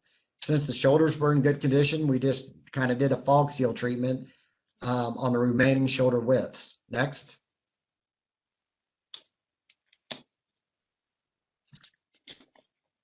Next. This project happens to be on Route 30 in St. Louis City. And you can tell by the TMS data that it's a very rough pavement. Starting out, it was last treated in 2005, had super pave. It was not in good condition. You can see the high IRI values there on the column. And it has considerable high amount of traffic. And after taking the core, this is what I got. So this was very difficult to scope. Normally what I'd want to do is put 3 3/4 on top of this overlays, add additional structure. That's what it really needs. Next. What prevented that from happening is we had ADA, we had new sidewalks, we had utilities, we had drainage inlets. We could not feasibly add additional structure to this roadway. Next. So we did a deeper mill and fill of 3 inches, and we placed back 1 inch level course, and then I beefed up the mix as much as I could by adding fibers, reinforcement in the mixture, and did a 125 CLP with 7022 oil. Next. And after 3 years, it looks pretty good yet. And I'm glad the district decided to do preventive maintenance treatment on it. They crack filled all the existing cracks just 3 years in. So that's very good. Next. The last category is midterm and major rehabilitation or reconstruction. Next. And this is when your pavements get in very poor condition, and it's a last resort. There is no short-term fix when you've got a pavement that gets into poor condition. Next. And this is an example on Route B in Cass County. This is what it looked like prior to 2008, and there was no funding for reconstruction. Next. So we came up with a midterm treatment of offering the contractor 3 different options. They could either do a 5-inch unbonded overlay with no pavement repairs. They can do a 5 3/4-inch asphalt overlay, but they had to do 20% full depth repairs. Or they could rubblize the existing concrete pavement and place 8 inches of asphalt over top. Next. The contractor elected to choose the 5-inch unbonded concrete overlay, and after almost 12 years, the pavement looks in really good shape. Next. Now, major rehabilitation and reconstruction. The major rehab includes usually an unbonded overlay or a complete rubblization of the concrete with plus or minus 12 inches of asphalt on top. Reconstruction it goes back to Jonathan's presentation. We use the ME design program to come up with your alternate or optional pavement designs. Next. Now I'm going to cover a bunch of miscellaneous topics. So I'll be kind of switching gears pretty often. Shoulder types, you've got A1, A2, and A3. Your A1 is your full depth asphalt or concrete that's paved with a new main line.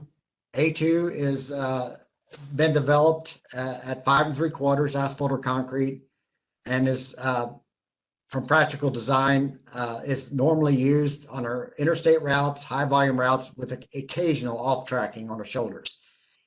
A3 shoulders are least thick shoulder, 3 3/4 asphalt or 4 inches of concrete, and these are our minimum design thickness and actually are considered vegetation barrier with no traffic loadings. They are precisely engineered to perform though, just not intended for traffic. Next. This picture kind of shows the two engineers that developed the A3 shoulder, at least I'm going to blame it on them, testing out an A3 shoulder. Next. Here's what happens to an A3 shoulder if traffic is allowed on them. It does not last very well, but they have saved the department a lot of money when you do not have a need to have traffic loading on the shoulders. Next. Then there's modified shoulders, and this is whenever all your shoulder widening projects come into play. And when you have a mainline existing pavement and you want to add a shoulder, this is what kind of needs to happen. Next. First of all, your subgrade has to be addressed. And we use that non-standard GSP 1527A. That addresses the excavating, grading, and backfilling to prep your shoulder enough for paving operation. Next. Then you're placing, you got to decide whether you're going to do a thicker bituminous base or have an aggregate base option. And they can vary depending. Most of the time, aggregate base is omitted because it's just harder to construct. Next. And then you overlay the existing mainline pavement and the shoulder, cap it with a surface level BP1 or even maybe even super paved, depending on what route you're on. And those are usually, here's your bid items to use on that portion. Next. Want to briefly talk about shoulder policy. Go ahead, Jeff. When we're doing the asphalt overlay on the existing pavement, it is very important to at least get 18 inches of your overlay onto the existing shoulder. And this is so that we can construct a rumble stripe. Now, if you've got a shoulder width greater than 3 feet, beyond that, then you could switch to a separate mix. It's economical for that to happen. It could be a lower quality mix at that point.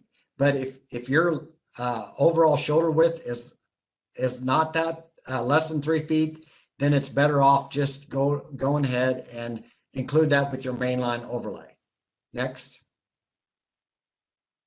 The reason why we want to extend that asphalt treatment onto the shoulder at least 18 inches is because of rumble stripe performance. Here's an example when that did not happen. How we handle rumble strips is we really prefer to just cold mill them out, either by a half-inch scratch mill or a total lift, mill and fill of the existing lift. If we can't do that for whatever reason, then we're looking at using fine graded mixtures to use on the surface or fill them in prior to an overlay. Next. What would a presentation be without me talking about tack coat? Tack coats are placed with an asphalt distributor, and it is very important to bond the asphalt overlay to the existing pavement surface. What happens though, using conventional tack coat is in the past is track off issues, which lead to slippage and early surface failures. There's been studies done, but I believe this, 40 to 60% loss of service life just due because you didn't get a good bond during your hot mix asphalt placement. So that left us to try the development of improving our tack coats. throughout the state. We developed a non-standard JSP 1515 called low tracking or non-tracking tack coat. And this has worked okay, except there are some projects that just are not effective yet, that they still track off. Next. The other solution is to use a spray paver. This is the same equipment that is placed that U-Balls mix. Using a spray paver with that polymer emulsion membrane has worked really well for us to bond a dense gradient mix to the road. The only downside is it's led to higher cost, and it also reduced competition. Not all contractors own a spray paver. Next. So it's developed into two other non-standard job special provisions. One's called modified bonded asphalt concrete pavement. And what this is this JSP is used on single lift asphalt overlays over concrete pavements. And this allows the contractor two options. One, to use a spray paver, or one, to use a hot applied asphalt binder. Either way, you're getting a superior bond, which is necessary for a single lift on a concrete pavement. The other JSP, non-standard JSP 1533, is an optional surface treatment prior to an asphalt overlay. What this JSP is used for is that on the pavement, like pictured here in the low right-hand corner, you've got a lot of surface cracking. And this is a good JSP to use to ensure a good bond on a moderately cracked surface. This JSP allows the contractor two options: either use a scrub seal treatment like I earlier covered, or the use of the spray paver again. One thing to keep note, all these JSPs is that will require a 99 number, and just be careful of which one to use. There's different kinds, but it is kind of spelled out in the job special provision. Or if you got any questions about that, please ask your pavement engineer. Next. Drainage. All I'm going to say is this should be utilized a little bit more than what it is, but anytime we're doing full depth pavement repairs near pumping locations like videoed, this site here, you will go to aggregate drains. And what this is that you're digging out at the edge of the pavement shoulder interface, and you're getting an aggregate drain to the ditch line. And what this is going to do, it's going to increase your performance of your repair and your treatment over in that area by getting the water away from underneath the pavement. Next. Last topic of the day is asset management and butt joints. For some reason, I thought these two went together. Asset management is all 3 points I want to hit upon is that if you're programming a preventive maintenance treatment, you just got to remember to hit it early in the service life. Single lift asphalt overlays, same thing. You need you got to program early in your life. Program at year 6, construct at year 8 within the existing service life of your payment. Just keep in mind, if the project is delayed, you need to add additional money. And if you let that, just keep in mind of that performance curve, that if your pavement gets into poor condition, you're probably looking at more additional money, and probably 2 lift asphalt overlay. Next. The last one Kenny was wanting me to cover is butt joints. And what a butt joint is a smooth transitional mill to appropriately end an overlay. And instead of just feathering it out to nothing, we really need to mill in a butt joint into the existing pavement when we end the overlay, because getting compaction is the key for performance. Next. Now the thickness here depends on the mix type. Next. And the transition length will depend on the thickness. So it kind of depends on what mix you're using and where you're setting that at, and how long your mill transition is going to be. Typically for a major route, I wouldn't go anything less than 50 foot in length for every 1 inch of deep thickness you go. Next. The EPG guidance for low volume routes is set at 1 inch per 25 feet. But like I just said, you know, for major and interstates, we want to probably lengthen that transition to at least 50 to 100 feet. That's a work in progress. But just keep in mind, the shorter the transition, the bigger your bump's going to be.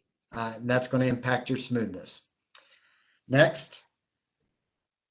Okay, that's it. That's the end of our slides. So I don't know how many questions came in. I kind of was too focused on the presentation. So Kenny, you want to take over?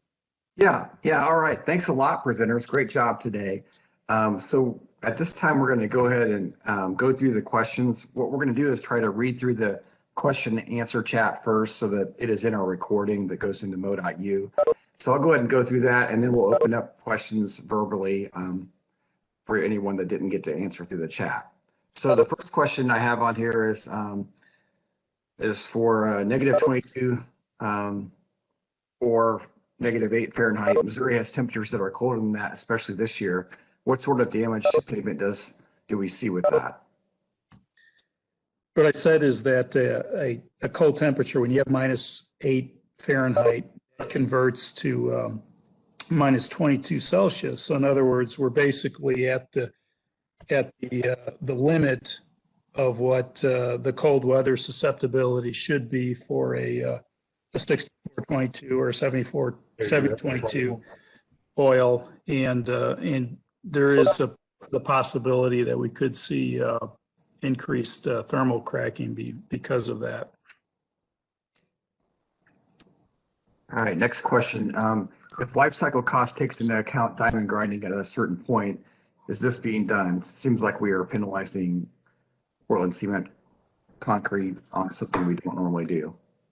Right, and this pertains to this question and a couple others that followed it about the LCCA assumptions. We did this back in 2004. We went through this process, and at that time, we were trying to develop an equivalency between concrete and asphalt for the purpose of alternate bidding, and we needed the life cycle cost assumption factor to kind of equalize the comparisons. And to do that, we needed to figure out what the future rehab was going to be for both asphalt and concrete.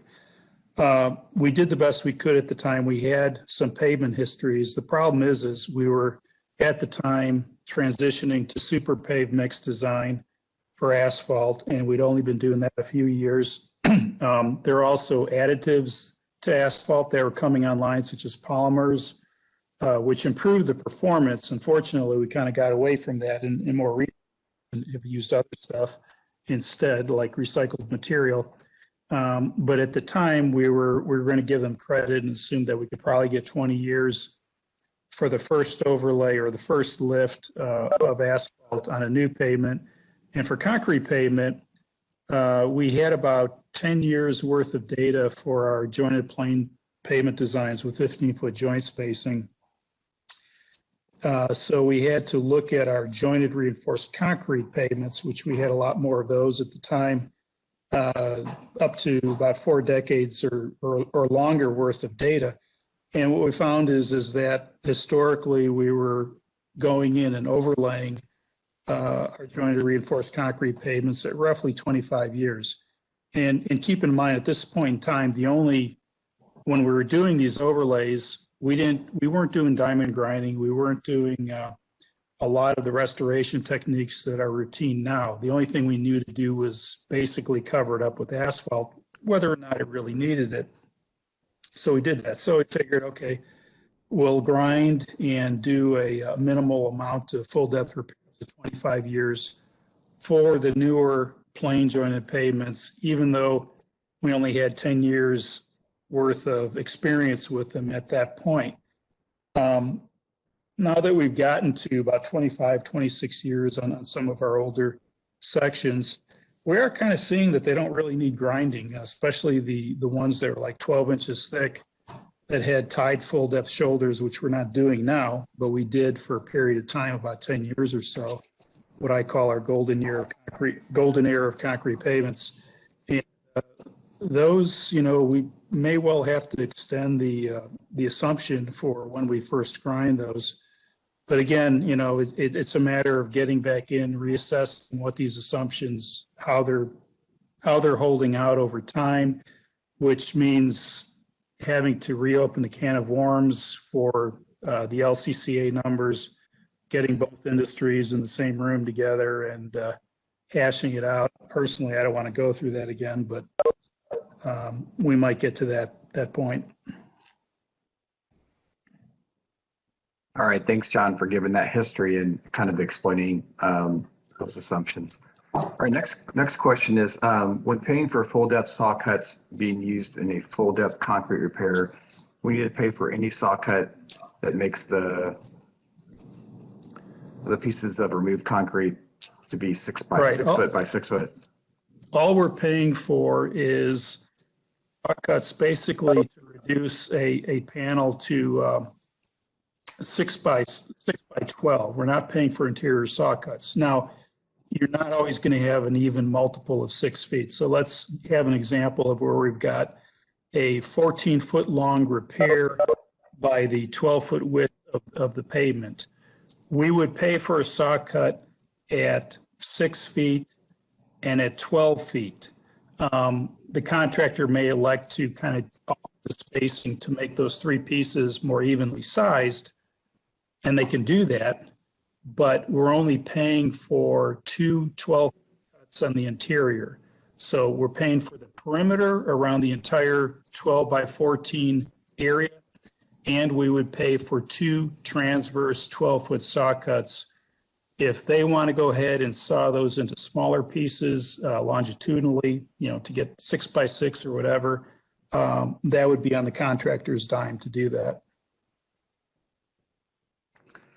All right, one more question from the chat. So can someone briefly explain cold mix asphalt and when is it used and why don't we cold mill it? I can go ahead and tackle that, I guess.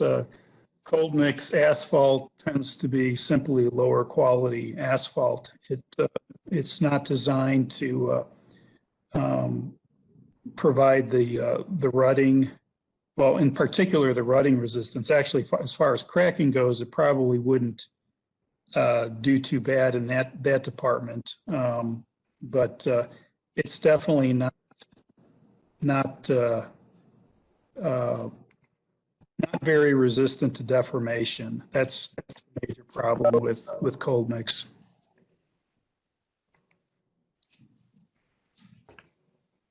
The other part of that question is, why don't we cold mill it? Well, I guess I'm not clear on that. I mean, if we had cold mix, in other words, try to take it out rather than, in other words, if we have some cold mix patch repairs in a pavement that we're going to go ahead and mill before placing an overlay, I guess, does the person asking the question mean that we would actually try to remove the cold mix? I think the question would be like, if you have a roadway that's predominantly cold mix surface, why don't we cold mill it? We could. If we have a roadway, though, that's predominantly cold mix surface, it's probably a lower volume route that doesn't have much structure. If we're removing the structure before we overlay it, we're risking possibly even punching through the pavement before we're able to place the overlay.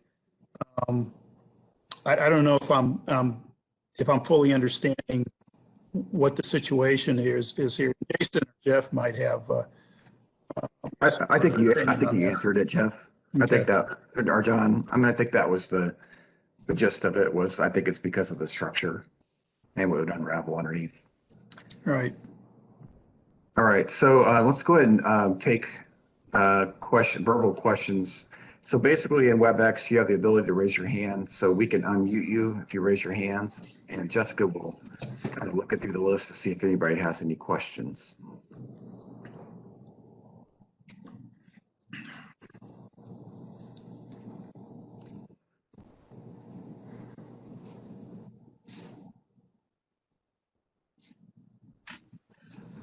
I am currently seeing no hands raised at this time.